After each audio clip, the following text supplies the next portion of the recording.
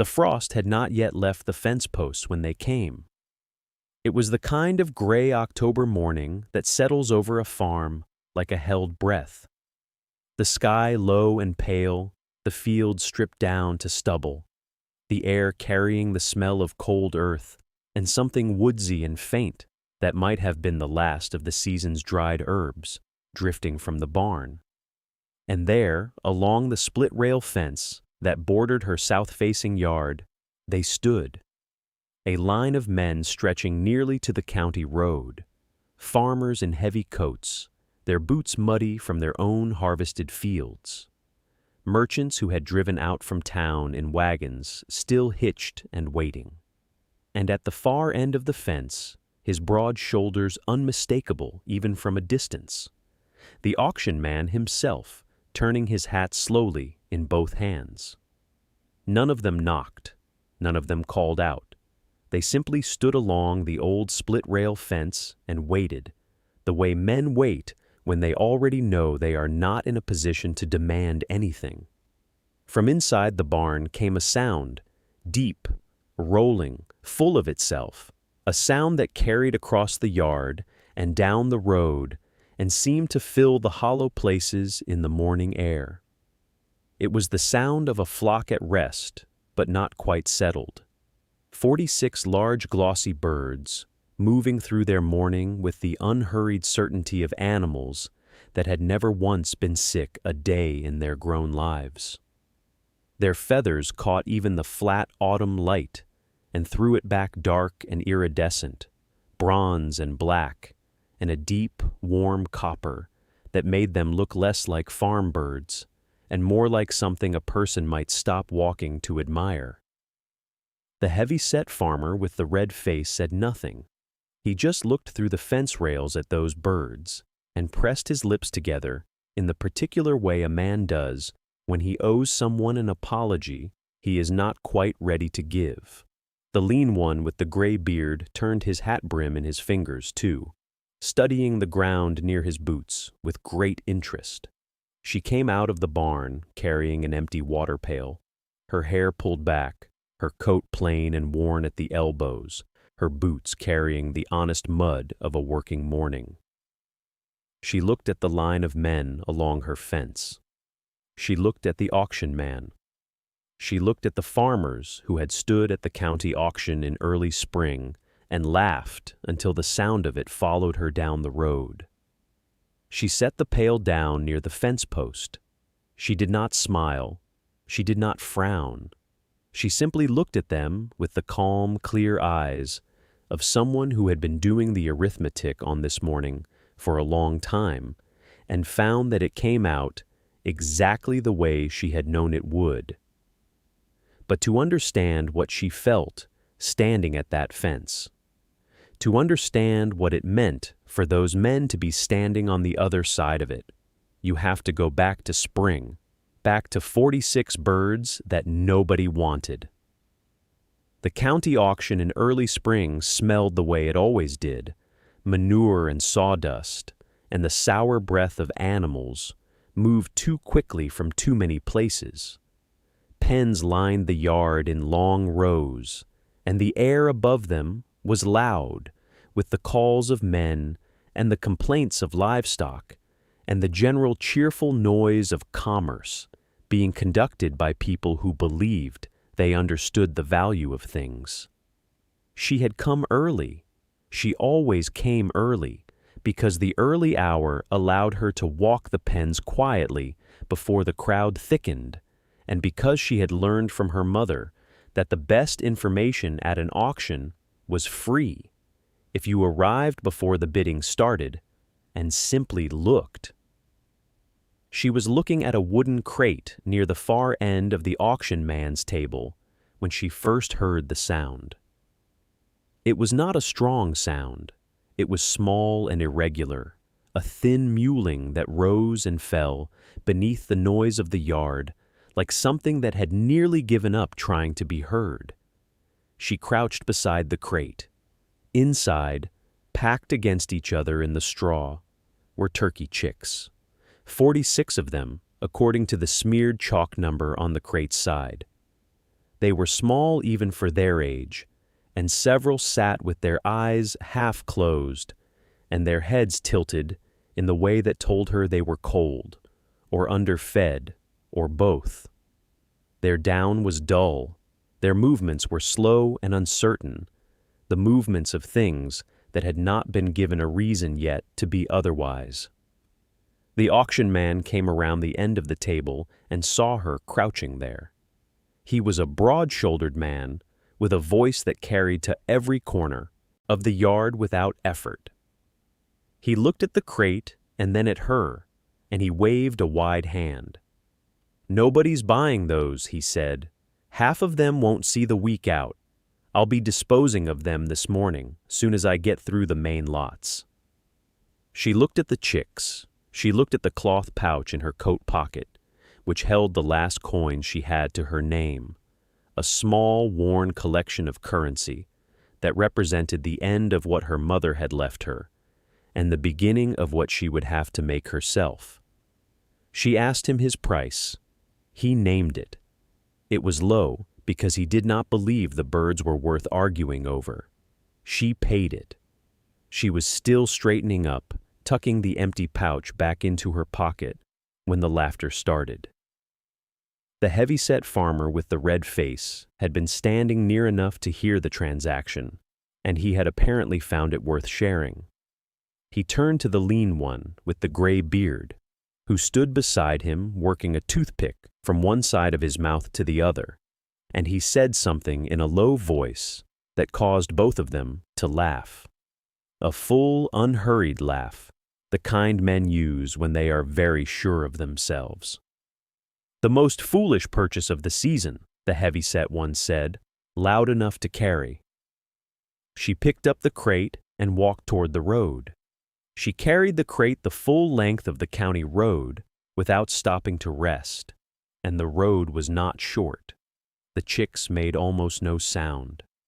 That was the thing that stayed with her as she walked, not their crying, as she might have expected, but their silence. They sat in their little huddle at the bottom of the crate, feathers ruffled against each other for warmth, and they did not peep or scratch or press at the slats the way healthy birds would. They simply endured the motion. She kept her eyes on the road ahead and walked a little faster. The homestead came into view in the late afternoon, when the light had gone flat and pale against the bare boards of the small barn. She went straight through the gate and around to the south-facing patch of yard, the one sheltered from the worst of the wind by the old split-rail fence her mother had mended so many times that some of the rails were different colors of wood, each one telling its own small season of repair. She set the crate down in the corner nearest the fence, where the last of the day's warmth still held faintly in the ground, and she knelt there and opened the latch. She did not rush them out. She let them find the edges of the space themselves, and she watched each one to see how it moved. Most moved poorly. They teetered, sat down again, stood a second time. Their legs were thin as dry grass stems. Their eyes were open, and they followed her hands, and she decided that counted for something. She went to the root cellar first for the cracked corn, then to the kitchen for water, and then she stood a moment at the shelf above the window where her mother had kept the dried herbs bundled in twists of linen. The yarrow, the chamomile, the sage. She took a small pinch of each, not a handful, not a guessing handful, but the same measured pinch her mother had used, which she had watched and memorized without ever being formally taught it, the way children absorb the rituals of the people they love. She rubbed the dried leaves between her palms, over the corn until the smell rose up, green and faintly bitter and clean, and then she brought the feed out and spread it where the birds could reach it. She changed the water before dark. She changed it again the next morning before first light. 3 of the birds did not wake to see that morning. She found them just after dawn, at the corner of the fence where they had been sitting together the night before. She stood there for a moment in the cold, looking down at them, and she did not cry, but she did not move quickly either. She counted the ones still moving around the yard, 43, and she held that number in her mind the way you hold a thing you cannot afford to lose. Then she went inside and mixed the next feed. 43. She worked with that number the way a person works with a crack in a good bowl. Carefully, aware of it, but not willing to let it mean the bowl was finished. She kept her rhythm. Feed before light. Water changed twice. The pinch of herbs rubbed into the corn the same way each time. The same fingers, the same motion. The smell rising up the same way it had in her mother's kitchen on winter mornings. She could still see clearly when she closed her eyes. Word travels fast in a small place. It does not need much help. A woman at the feed store mentioned she heard the girl bought 40-odd doomed chicks at auction. Someone's husband saw the light in her barn at odd hours. A neighbor's boy reported she was out in the cold before sunrise changing a water dish. By the end of the first week, the whole county road knew that the poor girl from the struggling homestead was nursing a batch of sick birds that everyone at the auction had agreed were not long for this world. People spoke about it the way people speak about things they consider both foolish and sad, with a slow shake of the head, a soft sound that was almost pity, but not quite, because pity requires believing the person had no choice, and here they believed very firmly that she had made one. It was the heavy-set man with the red face, the one who had laughed loudest at the auction, whose farm sat on good flat land 2 miles up the road, with its well-painted fence and its fat, ordinary chickens, who came by on a Thursday. She heard him before she saw him, the creak and thump of his wagon slowing, and when she looked up, he had leaned his thick arms on the top rail of her split-rail fence and was looking down at her birds with an expression that managed to be both amused and mildly sorrowful. He said the birds looked like feathered regret. He said she might as well be nursing the wind. He said he had 40 years of poultry behind him, and he had never seen a weak spring chick straighten out into a strong bird, not once. And he had seen plenty of girls like her throw good money after a feeling and end up with nothing but the feeling. She was kneeling by the water dish when he started talking. She did not stand. She did not look over at him. She lifted the dish, poured the old water into the grass beside the fence post, and carried it to the bucket she kept near the garden. She filled it clean and cold and carried it back and set it down in the same spot, and the birds moved toward it the way they always did, quietly and without ceremony, their small heads dipping. He was still talking when she stood and turned back toward the barn for the morning feed. She did not answer him. There was nothing yet to say.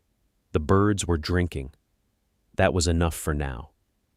The cold came without warning, the way late spring cold always does in that part of the country, slipping in from the north sometime after supper, quiet as a thief, dropping the temperature a full 20 degrees before midnight. She felt it first through the wall of the kitchen when she went to bank the fire for the night, a particular kind of damp chill that pressed through the old timber like a slow-held breath. She stood at the window and looked out at the south yard and the split-rail fence, and knew without going out to check that the air by morning would carry frost. She did not hesitate long. She pulled on her coat and her boots and took the old wooden crate from beside the root cellar door and went out to the barn with the lantern held low. The chicks were huddled in the corner of the pen the way frightened small things huddle, pressed into each other, the weakest ones at the center where it was warmest. They made almost no sound. That silence was the thing that moved her into action more than the cold itself. She counted as she lifted them. One by one, she cupped each bird in both hands and set it gently into the crate, feeling the fragile warmth of each small body against her palms, the faint drum of each tiny heartbeat. She counted 46 and carried the crate inside and set it near the stove on the braided rag rug her mother had made from old flour sacks, and she pulled the damper open just enough to hold the heat steady through the night. She did not go to bed. She dragged the kitchen chair close and sat in it, with her feet tucked under her, and watched the crate in the low amber light of the banked fire. Now and then a chick stirred and settled. Now and then the wood shifted in the stove. The wind outside pushed against the door in slow, irregular gusts, and frost drew its pale lines across the lower corners of the window glass. And she sat and watched, and did not sleep, though sleep pressed on her like a hand on her shoulder, patient and persistent. Around 3 a.m, the coldest hour arrived and passed. She felt it go the way you feel a held breath finally let go. The chicks were still. She added one small piece of split oak to the fire, just enough, not more, and sat back down. By first light, the frost lay thick across the south yard, and the split rail fence and the bare kitchen garden.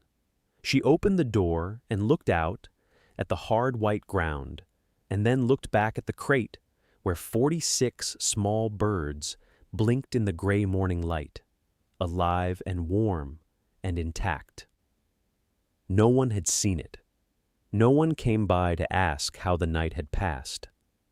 The lean farmer and his gray beard were not at the fence that morning. There was no one to witness what she had done or what it had cost her in sleep and worry. She put the kettle on and began to mix the morning feed. Spring moved across the county the way it always does in that part of the world, not all at once, but in small surrenders. The frost came less often. The mud softened and then firmed again. The light stayed a little longer each evening, pressing the dark back by minutes that you only noticed if you were paying attention, and she was always paying attention. The 46 birds were no longer chicks in any helpless sense of the word. They had put on weeks now, layer by layer, the way young animals do when the conditions are right and someone is watching the small things carefully. Their pin feathers had given way to true feathers, rough and dark and slightly iridescent when the morning light caught them sideways through the barn door. Their legs had thickened. Their movements had changed from the uncertain scrambling of early days into something more deliberate, more settled in the body. She noticed the weight of them first. When she lifted one to check beneath the wing or run her thumb along the breastbone the way her mother had taught her, there was a solidity there that surprised her each time, as if she had not fully expected it, even now. She had learned to cradle them close against her side, one hand supporting the keel, and she could feel the faint warmth and the heartbeat and the small, quick breath, and it told her things a scale could not. The sheen was the second thing she noticed. It started at the neck, just where the feathers met the bare skin below the jaw, a faint gloss that caught the light and held it differently than the duller birds she had seen at auction or in other farmyards. Her mother had talked about that sheen. She had called it a sign of good blood, doing what it was supposed to do when the body was not fighting anything, when the feed was right and the water was clean, and the animal was not burning itself up with stress or cold or poor digestion. The yarrow and chamomile mixed into the morning feed, the sage in the evening.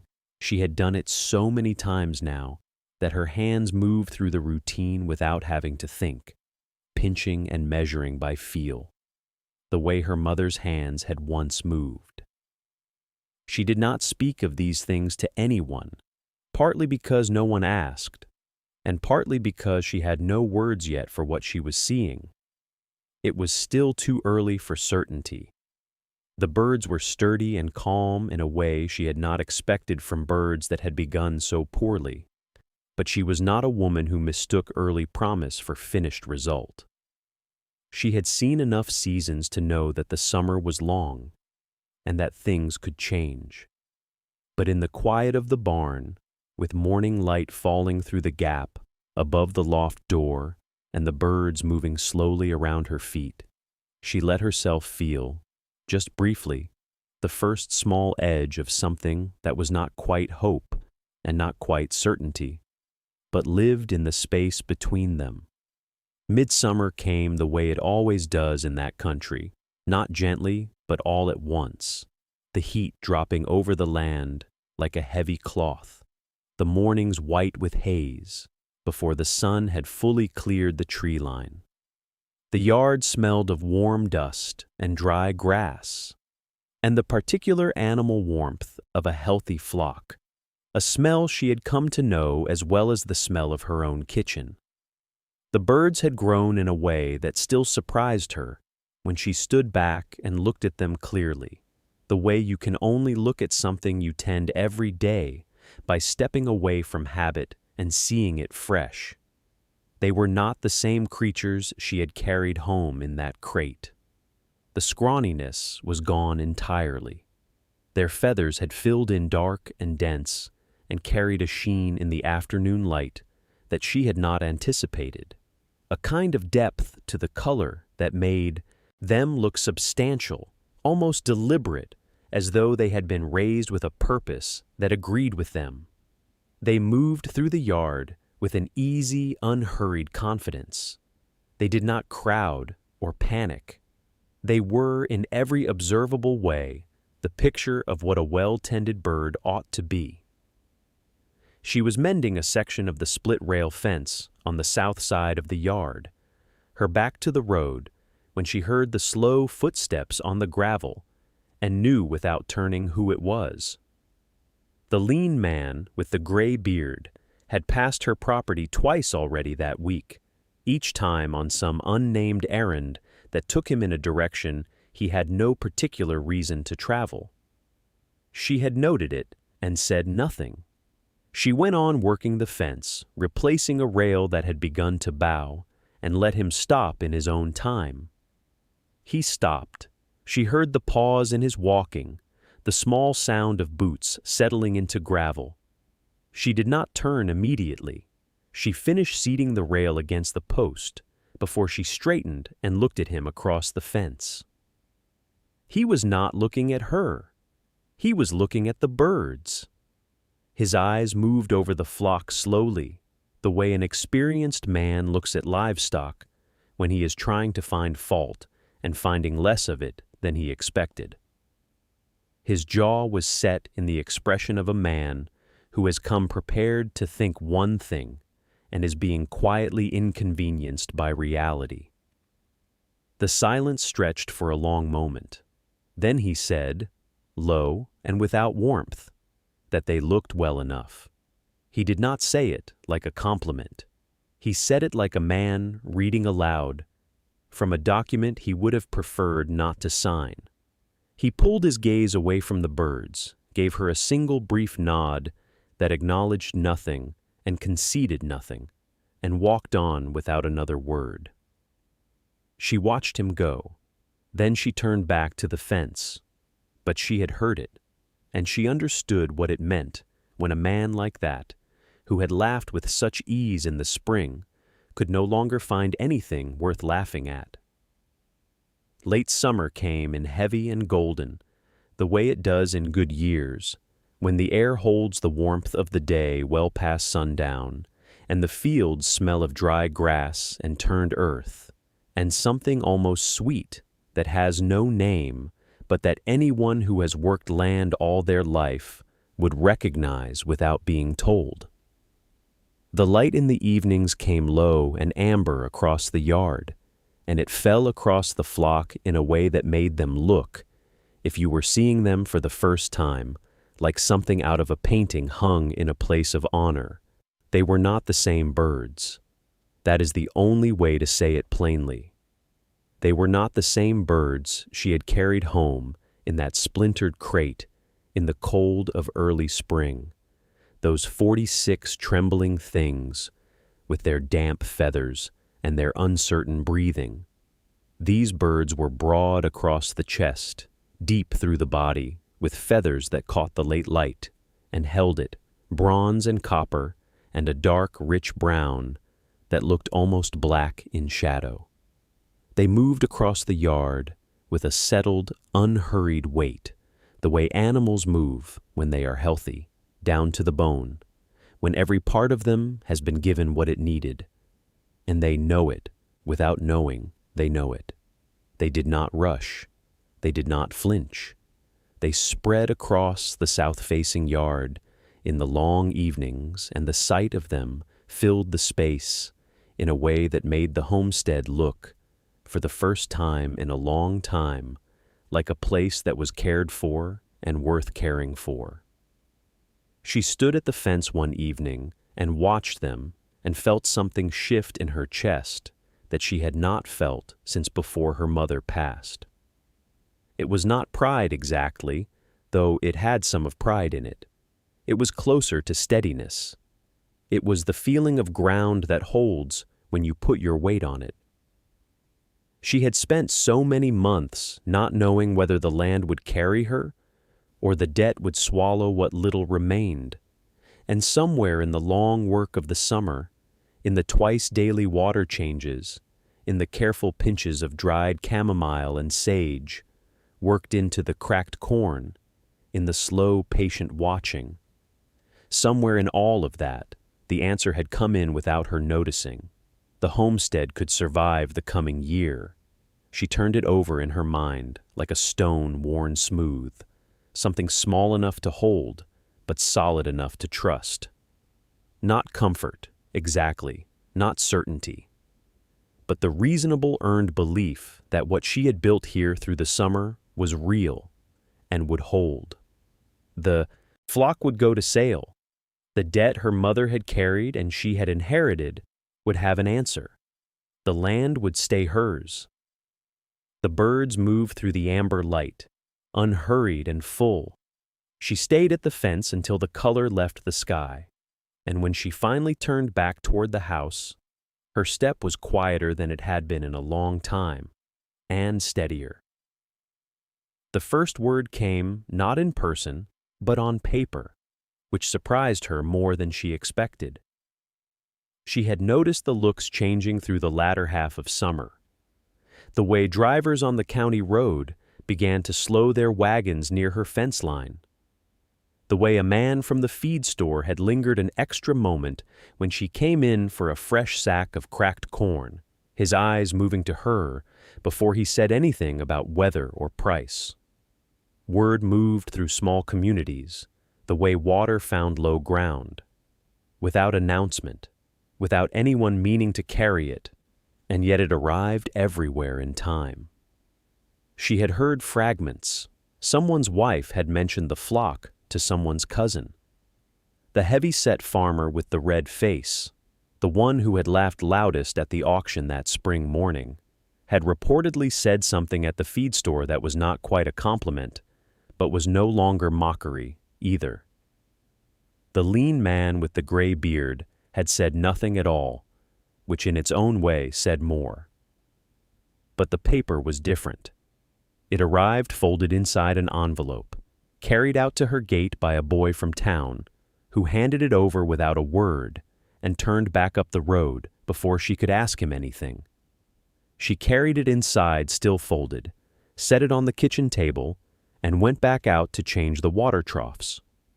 The second change of the day, same as every day, same as it had been since the first warm week of spring. She did not let herself rush. When she finally sat down at the table, her hands were dusty from the yard, and she could feel the fine grit along her fingers as she unfolded the paper. The handwriting was careful, the kind a merchant used when he wanted to appear unhurried. 2 towns over. He had heard about the flock. He wanted to know her price per bird before the autumn market opened, and whether she would be willing to hold 6 birds reserved until he could arrange transport. She read it twice. Then she set it flat on the table and looked at it for a long moment. 6 birds reserved, 2 towns over. He had not waited for the county auction. He had not sent word through a middleman at the feed store or passed a message through a neighbor. He had written a letter and paid a boy to carry it to her gate, which meant he had already decided she was worth the effort before she had agreed to anything at all.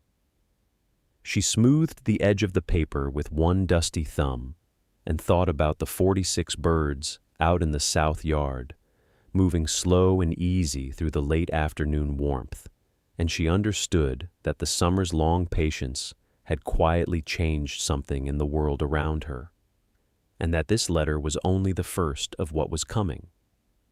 The letter sat on the table 3 more days before she wrote back. She told the merchant she had received his message, that she appreciated the trouble he had taken, and that she would be in touch before the first frost. No price named, no promise made, just the plain courtesy of a reply, signed with nothing more than the name of her road.